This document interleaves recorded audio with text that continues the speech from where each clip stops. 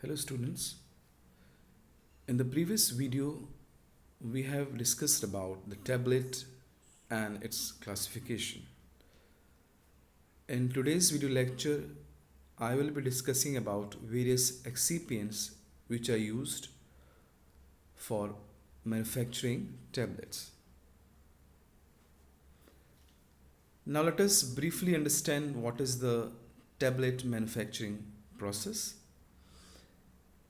We take the active ingredient and the excipients, we mix them and we prepare granules by the process of granulation. These granules are dried and compressed into a tablet. Sometimes the tablet can be coated and they are finally packed. Now you can look at these pictures. The first picture is of a powder. Then we prepare granules. Granules are then filled in the hopper, and from the hopper the granules flow into the dies, and by the help of the punches they are compressed into tablets. तो इस picture को दिखाने का purpose मेरा यही है कि ये एक ब्रीफ प्रोसीजर हो रहा है टैबलेट मैन्युफैक्चरिंग में, और जो कुछ होता है उसी के हिसाब से हमें बहुत सारे एक्सिपेंट्स की आवश्यकता होती है जो हम आगे पढ़ेंगे. तो जो मेन है हमें दैट इज़ ग्रेन्यूल्स का फ्लो होना हॉपर से डाइज में, और डाइस के अंदर जब ग्रेन्यूल्स फिल हो जाएंगे तो पंचेस के द्वारा उनका कंप्रेशन होना. ये एक ब्रीफ प्रोसीजर है मैन्युफैक्चरिंग का. डिटेल्स में हम आगे और वीडियोस में देखेंगे. Now the tablet excipients. In addition to the active ingredient, tablet contains a number of inert materials which are known as additives or excipients. API के अलावा ड्रग के अलावा जो सारी चीज़ें हमें चाहिए टैबलेट को प्रिपेयर करने के लिए वो कहलाती हैं आपकी एक्सिपिएंट्स. तो टैबलेट में हमें कौन कौन से एक्सिपिएंट्स चाहिए वो है आपका diluent, binder and adhesive, disintegrants, lubricants and glidants, coloring agents, flavoring agents and sweetening agents. Now we will discuss each category one by one.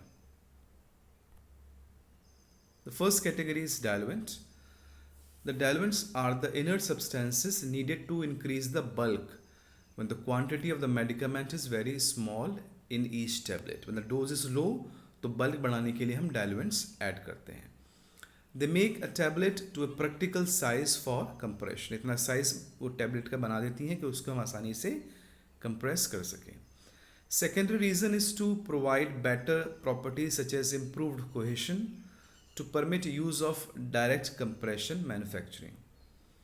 तो कोहेजन बढ़ाने के लिए कई बार डायरेक्ट कंप्रेशन हम आगे डिस्कस करेंगे क्या होता है. डायरेक्टली कंप्रेस करने के लिए भी हमें कुछ इंग्रेडिएंट्स चाहिए होते हैं, वो कहलाते हैं आपके डाइल्यूएंट्स.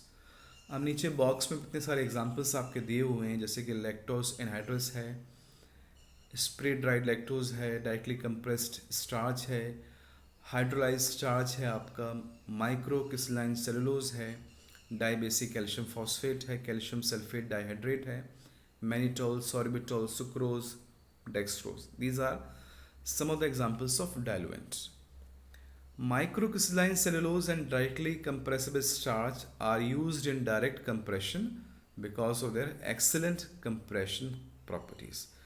डायरेक्ट कंप्रेशन ब्रीफली में ये होता है कि बिना ग्रेन्यूल्स बना के डायरेक्टली पाउडर को कंप्रेस करना, तो उस केस में ये आपके यूज़ किए जाते हैं. Next excipient is binders.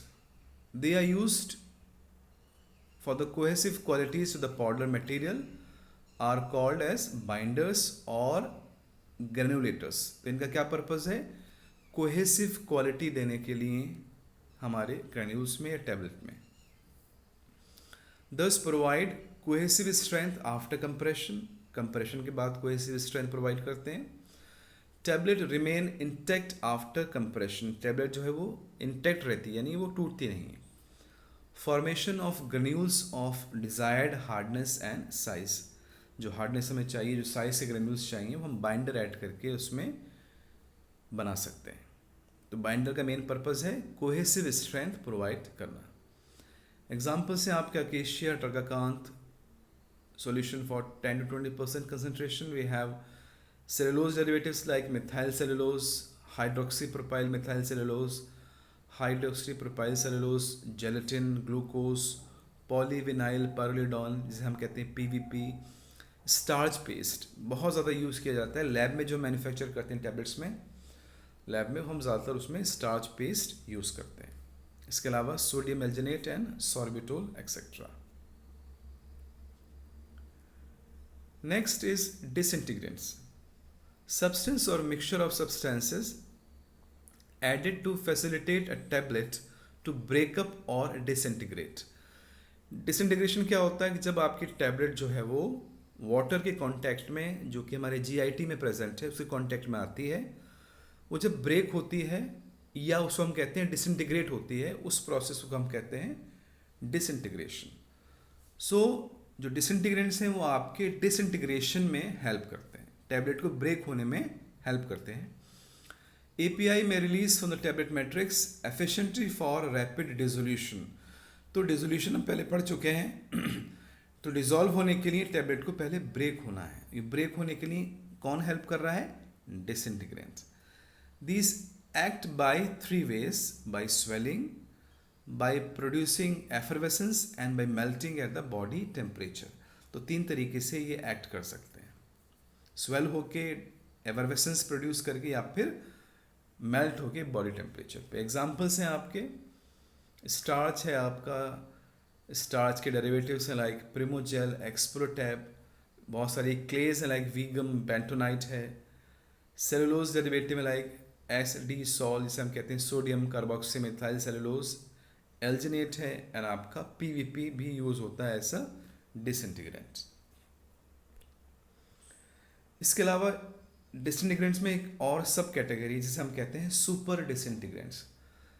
They are used at a very low level, बहुत कम कंसंट्रेशन में उसको यूज किया जाता है, और कम कंसंट्रेशन में यूज करने के बावजूद they swell to a higher fold, यानी बहुत ज़्यादा टाइम्स वो स्वेल हो जाते हैं। Like we have the sodium starch glycolate, which swells about 7 to 12 folds in less than 30 seconds, and Cross carmylose, which swells 4 to 8 fold in less than 10 seconds. So what is cross carmylose? It is cross-linked cellulose, and cross povidone is cross-linked povidone, and we also have the sodium starch glycolate. It is a cross-linked starch. These are the examples of super disintegrants. Those students who are preparing for GPAT, on GPAT में questions बहुत पूछे जाते हैं, so they can learn these examples. Then we have the lubricants. They provide addition of the tablet material to the surface of dyes and punches. They prevent addition of the tablet material to the surface of dyes and punches. They reduce interparticle friction, facilitate ejection of tablet from the dye cavity. तो lubricant words means to provide lubrication, ताकि जो tablet का material है वो dies और punches के surface में adhere ना हो, आपस में जो पार्टिकल्स के बीच में फ्रिक्शन है वो कम हो, और टेबलेट जो है वो आसानी से इजेक्ट हो जाए। आप पिक्चर में देख सकते हैं, डाई में टेबलेट बनेगी तो नीचे वाला पंच ऊपर आएगा, जिससे कि टेबलेट इजेक्ट होके बाहर आएगी। तो इस प्रोसेस को फैसिलिटेट करने के लिए हम लुब्रिकेंट्स ऐड करते हैं। Like we have talc in the concentration of 5%. We also have magnesium stearate, calcium stearate, stearic acid, hydrogenated vegetable oil, and polyethylene glycol at a concentration below 1%. In the most cases, lubricants are hydrophobic substances. Poor selection or excessive use may cause waterproofing of tablet, which may lead to poor disintegration and delayed dissolution. सो हमें ज़्यादा amount use नहीं करना है lubricant का, properly उनको use करना है। Then we have the glidants. You might have studied glidants in the physical pharmaceutics. They improve the flow properties of the powder mixture by reducing the friction between particles. they are added in dry state just before the compression. तो flow properties granules की improve करने के लिए, flow कहाँ से हो रहे हैं ग्रेन्यूल्स? फ्रॉम द हॉपर, जो मैंने स्टार्टिंग में आपको पिक्चर दिखाई थी, हॉपर से ग्रेन्यूल्स जो है वो फ्लो होके डाइस के अंदर आते हैं, तो वहाँ पर हमें फ्लो प्रॉपर्टी बढ़ानी है, so we add the glidants. Examples are cornstarch, talc, silica derivatives like colloidal silica such as carbosyl, siloid, aerosyl in various concentration. Now we have the coloring agents which are used to masking of the color drug. किसी drug के color को mask करना है, for the product identification, product को identify करने के लिए use करते हैं, and production of some elegant product because some of the products are colored for that, so that the product may look very elegant and beautiful, easily acceptable by the patient. All coloring agents must be approved by the FDA. Two forms are used, like these dyes, like dyes and pigments. These dyes are applied as solution, the granulating agents, और we also use the lakes भी use की जाती हैं. Lakes are dyes absorbed on the hydrous oxide employed on dry powder colouring. तो water soluble dyes होती हैं, water insoluble lakes होती हैं जो कि ड्राई फॉर्म में उसको यूज कर सकते हैं. एग्जाम्पल्स हैं आपके बहुत सारे कलर्स के एग्जाम्पल है, tartrazine, fast green, brilliant blue, indigo carmine, erythrosine, eosin Y. आपने सब फार्मास्यूटिक्स 1 में बहुत सारे एग्जाम्पल्स पढ़े थे आपने.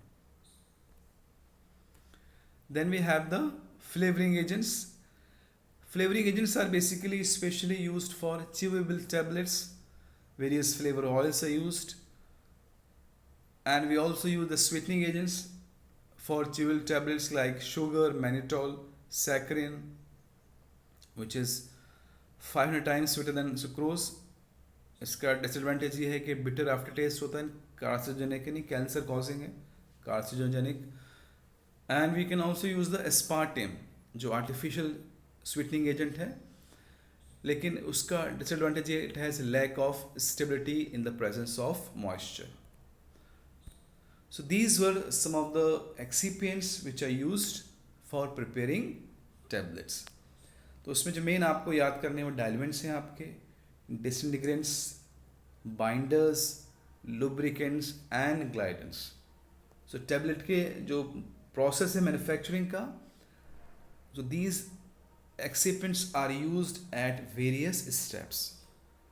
So this is all about the excipients. In the next video I will be coming with the details of the granulation process. Thank you so much.